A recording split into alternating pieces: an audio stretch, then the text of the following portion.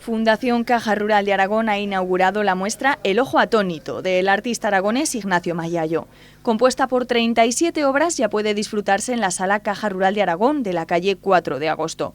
Mayayo muestra una serie de paisajes campestres sin olvidarse de los urbanos, con escenas domésticas del día a día y unos espectaculares retratos de marcado aire velazqueño. La pintura de la figura, que se ha utilizado toda la historia, en el fondo siempre ha tenido algo de teatro. Todos los cuadros de escenas eran en el fondo teatro de un solo acto, por decirlo de alguna manera, ¿no?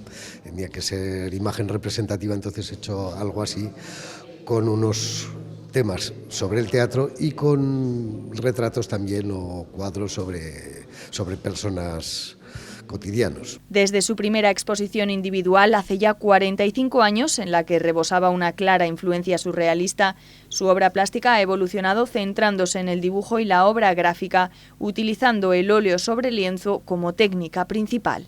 Es muy bonito, muy realista y tiene muchos detalles, sobre todo los dibujos con pastel están muy bien hechos. La definición que hace de las personas y de los paisajes con tanta intensidad, con mucha intensidad.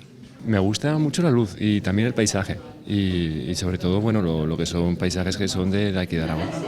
Son además tienen como mucha vida. Que no dejen de verlo porque es un pintor de Zaragoza y entonces tenemos que, no sé, como arroparnos todos.